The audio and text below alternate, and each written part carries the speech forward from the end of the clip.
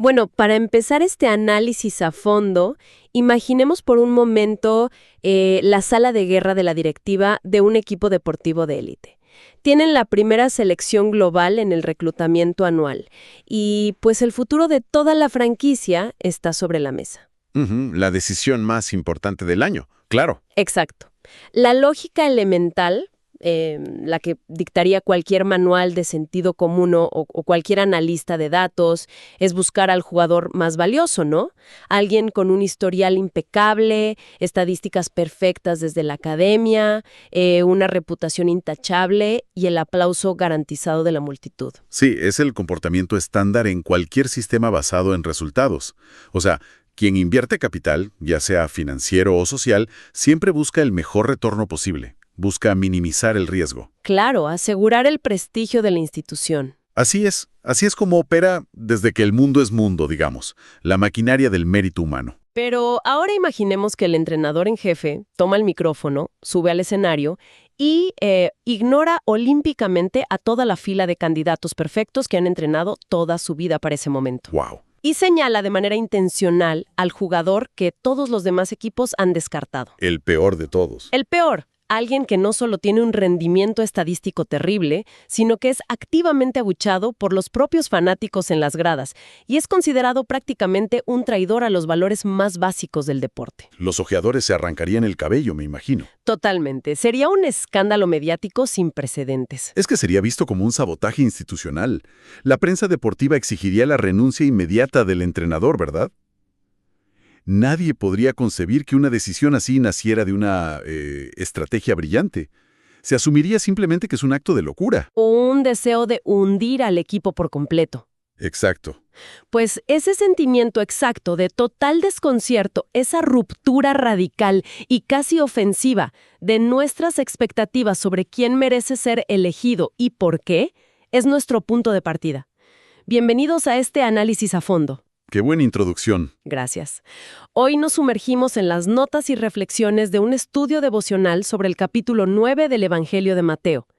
Nuestra misión hoy es desentrañar cómo este texto antiguo desafía punto por punto las lógicas humanas sobre el mérito. Ujú. Vamos a explorar la idea de una autoridad divina que perdona lo imperdonable y recluta a los candidatos menos probables. Y cómo esto confronta directamente tanto a la religiosidad más asfixiante como al relativismo moral de nuestra época. Así que, ¿ok? Analicemos esto. Adelante. La premisa principal de este material aborda la experiencia desconcertante de ser llamado al frente cuando uno es objetivamente el último en la lista de méritos. Y lo verdaderamente fascinante es que el propio narrador Mateo es la prueba viviente de esta locura. Sí. Y si conectamos esto con el panorama general de las escrituras, la progresión del relato es brillante y muy intencional. O sea, para medir el peso del capítulo 9, quienes nos escuchan deben recordar qué acaba de suceder en el capítulo 8. Claro, el contexto es clave. Exactamente. Allí el texto presenta una serie ininterrumpida de demostraciones de autoridad absoluta sobre el mundo natural. Ujú. Se relata, por ejemplo, la sanidad del leproso, la curación a distancia con una sola orden verbal, e incluso la reprensión de una tormenta violenta en el mar. O sea, un despliegue total de soberanía. Un despliegue de soberanía sobre la enfermedad, el espacio físico y las fuerzas de la naturaleza. Pero al cruzar el umbral del capítulo 9, esa autoridad cambia de eje de una manera brutal. ¿En qué sentido? Ya no se trata de enderezar el mundo físico visible, sino de irrumpir con soberanía en el ámbito espiritual y moral.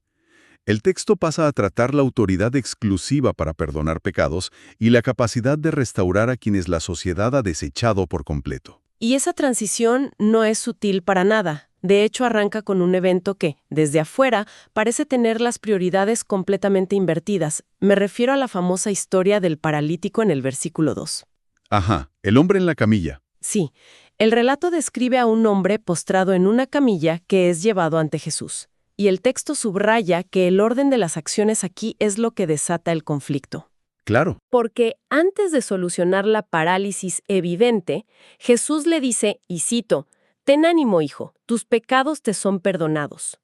Esto Me trae a la mente una situación en una sala de emergencias moderna. A ver, cuéntame esa analogía. Imaginemos que alguien entra en camilla tras un accidente de tránsito grave, con una fractura expuesta, perdiendo sangre, las alarmas de los monitores sonando a todo volumen en urgencias. Una escena caótica. Caótica, y el cirujano principal entra, se sienta a su lado con total calma y comienza a tratar, no sé, una herida emocional de la infancia o un trauma psicológico profundo. ¡Wow! El personal de enfermería, los familiares y el propio paciente gritarían indignados exigiendo que arreglen la pierna primero, ¿no? Totalmente. Y esa imagen captura perfectamente la fricción de la escena, porque expone una divergencia fundamental en cómo se diagnostica el sufrimiento humano. A ver, explícame eso. Bueno, la mirada común, nuestra mirada, siempre gravita hacia el síntoma visible, el dolor inmediato. La fractura, o en este caso, la parálisis física, que destruye la calidad de vida de este hombre. Es lo urgente desde nuestra perspectiva. Exacto. Sin embargo, en el relato, se está emitiendo un diagnóstico muchísimo más severo. La parálisis corporal era una tragedia sin duda, pero el texto postula que la separación moral y espiritual a causa del pecado era la condición verdaderamente letal. O sea que, al pronunciar ese perdón primero, no está ignorando el dolor físico. Para nada. No lo minimiza, sino que está operando en la raíz invisible de la miseria humana. Es una forma radical de decir que el problema eterno tiene precedencia absoluta sobre el problema temporal. Tiene todo el sentido que esto escandalizara a los líderes religiosos que presenciaban la escena, claro. Porque desde su paradigma teológico, que por cierto era correcto en este punto, perdonar pecados era una prerrogativa exclusiva de la divinidad. Solamente Dios perdona pecados. Exacto. Entonces un hombre haciendo esa declaración era considerado una blasfemia mayúscula. Pero aquí tengo que hacer una pausa porque leyendo el texto original, la secuencia lógica me genera una confusión genuina. ¿Así?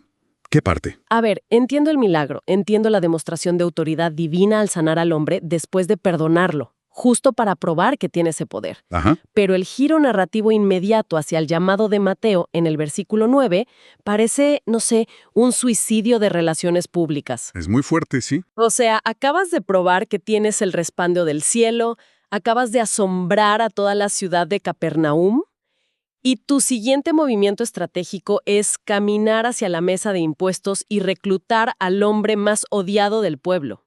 Es una excelente observación.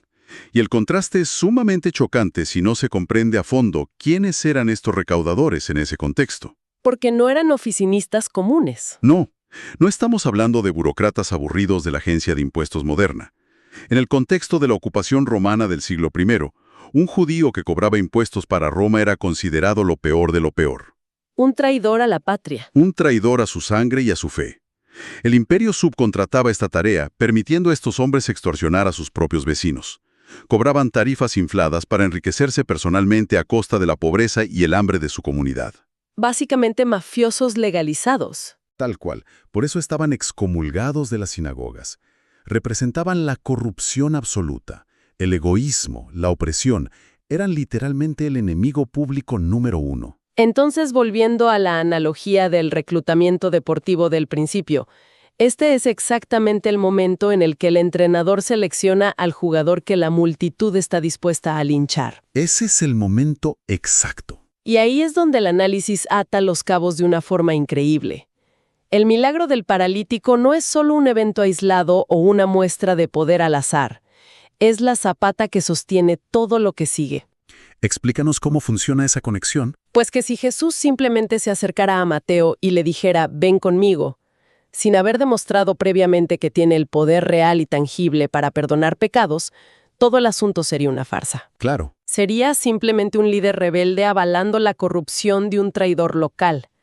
La autoridad para perdonar demostrada visiblemente en la camilla del paralítico es el requisito indispensable para poder reclutar a alguien con el historial de Mateo sin que la justicia moral del universo colapse. Es que lo has dicho perfectamente.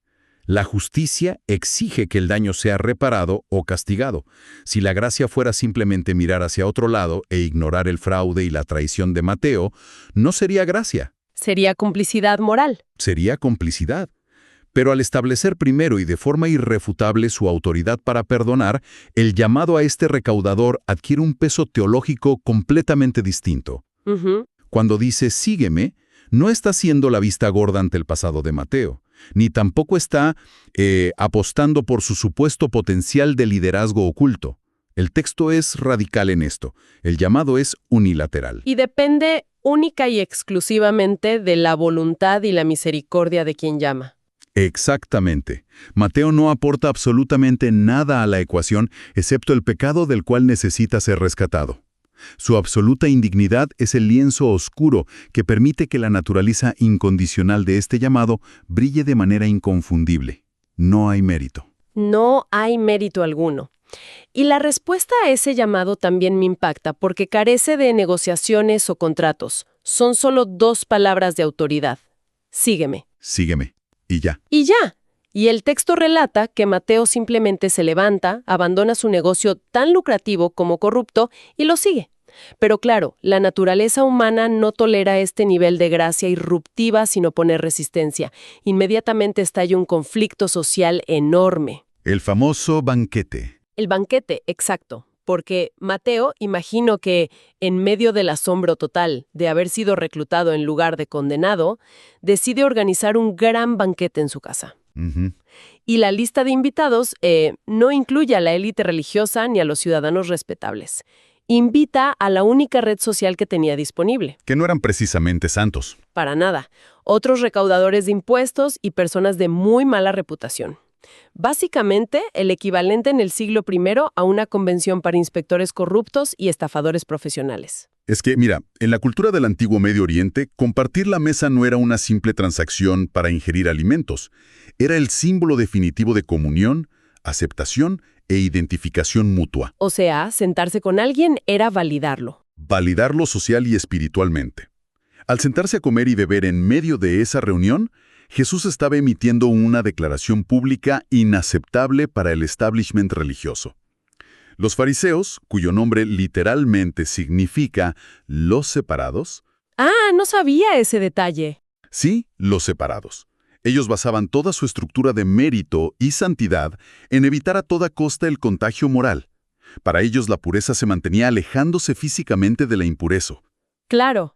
Así que ver a este maestro, mezclado en la mesa con el estrato más bajo de la moralidad, colapsaba todo su sistema de creencias y su teología del mérito. Bueno, aquí es donde se pone realmente interesante, porque el texto aborda tensiones que están muy, muy vivas hoy en nuestra sociedad. A ver, Voy a ser un poco de abogado del diablo, tomando en cuenta las advertencias del propio análisis de nuestra fuente. me parece excelente, vamos. Si vemos a esta autoridad divina sentándose a festejar felizmente con individuos que han destruido sus vidas y oprimido a sus vecinos, ¿no corremos un riesgo social masivo? Ujú, entiendo por dónde vas.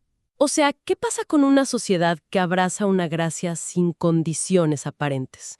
Si el perdón fluye de manera tan gratuita hacia los peores ofensores, pareciera que estamos validando un relativismo moral donde literalmente todo vale. Donde no hay consecuencias. Exacto, donde el arrepentimiento no es necesario porque, al final del día, el banquete de aceptación está abierto para todos por igual. Hagan lo que hagan. Lo fascinante aquí es cómo el material desactiva esa preocupación, analizando las propias palabras de Jesús en esa misma mesa. Ujú. El autor señala que la condición humana suele pendular violentamente entre 2 extremos patológicos. A ver, ¿cuáles son? Por un lado, tenemos el perfeccionismo religioso o el legalismo de los fariseos. Esa es la idea de que debes limpiarte a ti mismo, arreglar tu conducta por tus propios medios y alcanzar un estándar perfecto antes de ser digno de sentarte a la mesa. Lo cual es un sistema agotador. Agotador y, en última instancia, soberbio.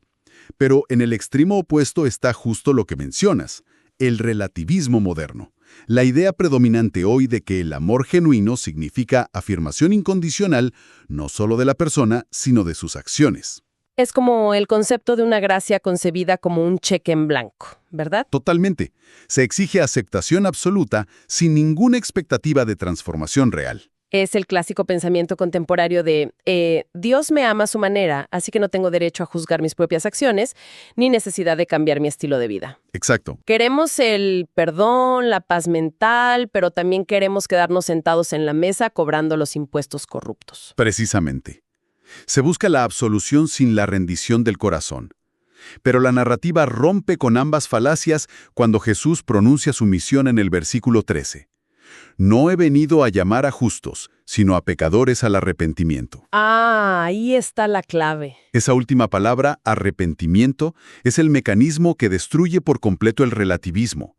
La gracia expuesta en este relato no ignora la gravedad del comportamiento. Al contrario, lo llama por su verdadero nombre. ¿Qué es enfermedad? Enfermedad. Él dice, los enfermos necesitan médico.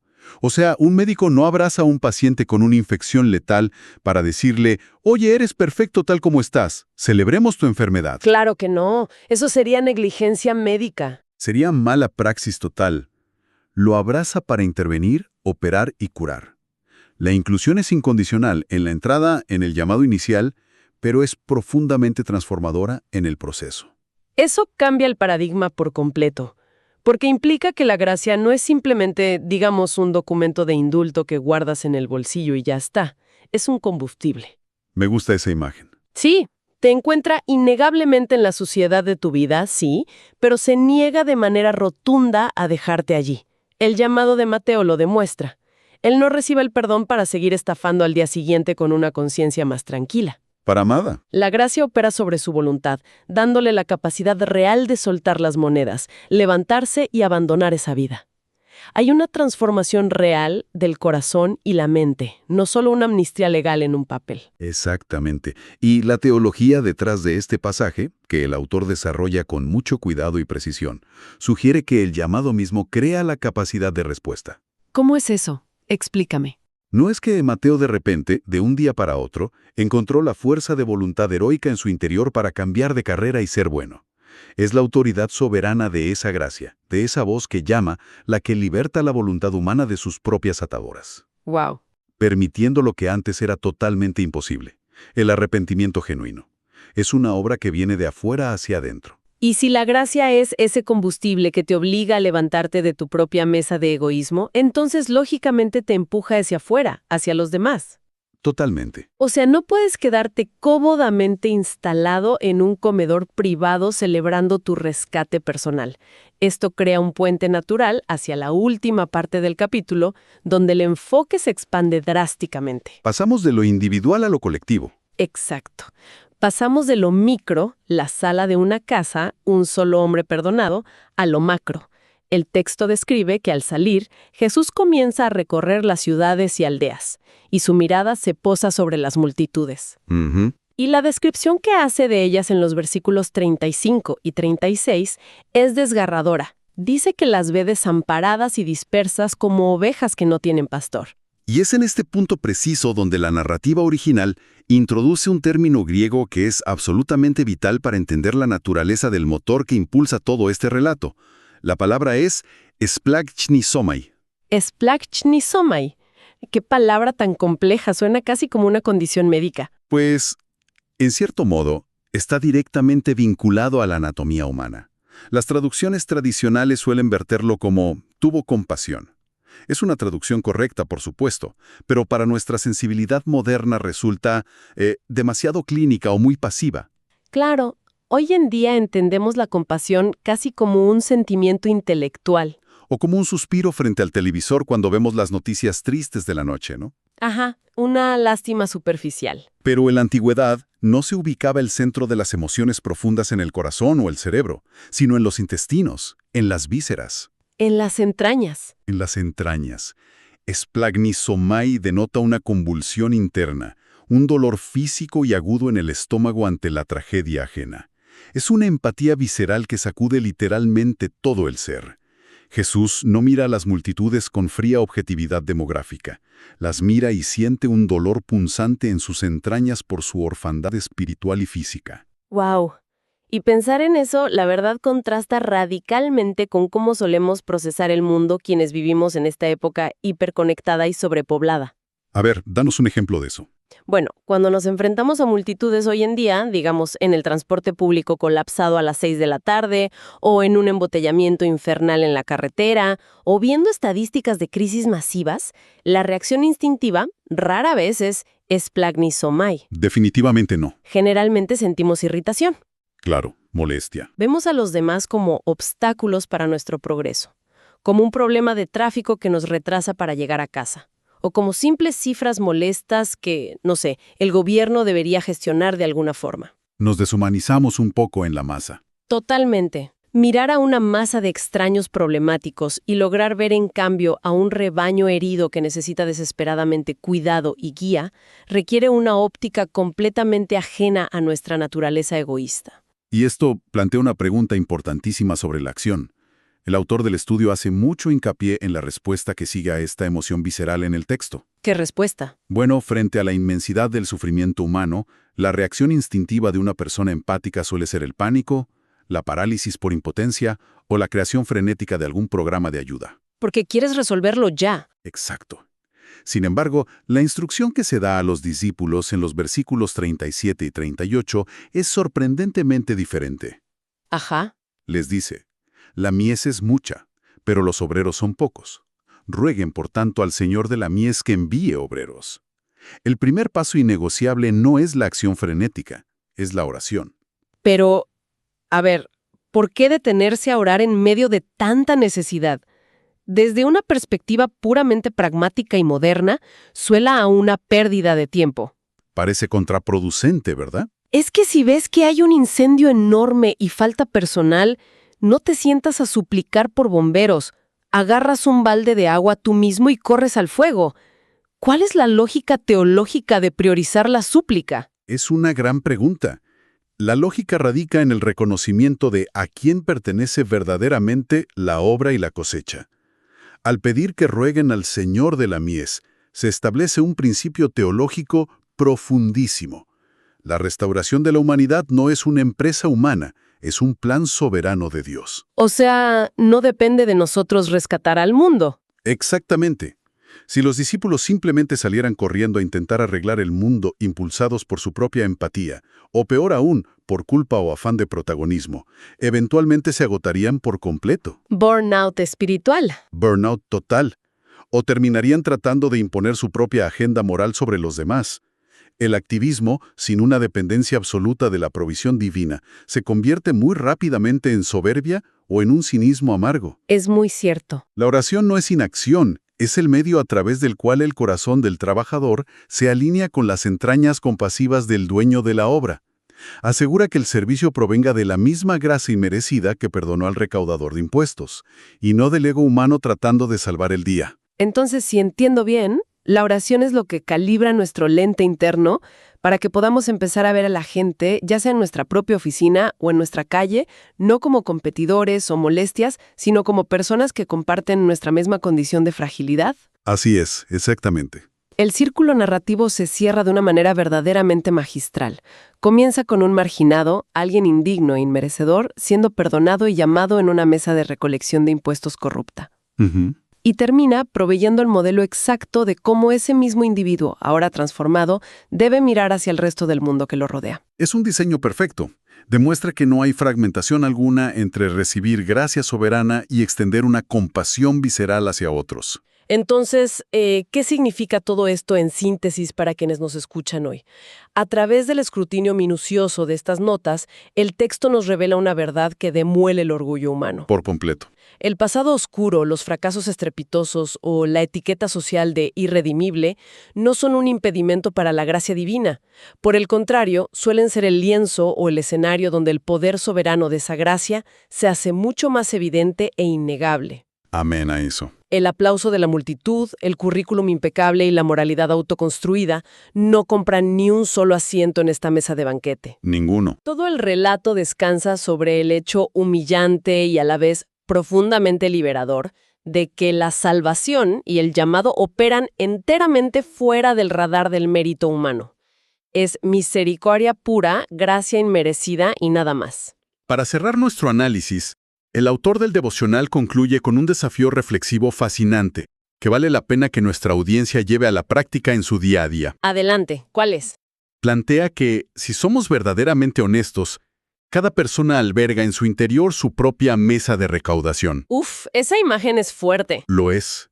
Ese punto ciego de obstinación, un hábito muy arraigado, un resentimiento profundo o digamos una zona de confort moral que nos mantiene alejados del propósito para el que fuimos diseñados. Ujú. Dignos para superar esos lugares oscuros, cuando el texto ya ha sentenciado que nadie lo es. Nadie es digno. Exacto. Así que el verdadero misterio para meditar no es la indignidad del ser humano, sino la mecánica milagrosa del rescate. El autor invita a reflexionar sobre ese instante crítico. A ver. ¿Qué es lo que sucede en la arquitectura más íntima del alma humana cuando escucha esa voz inmerecida que dice, sígueme?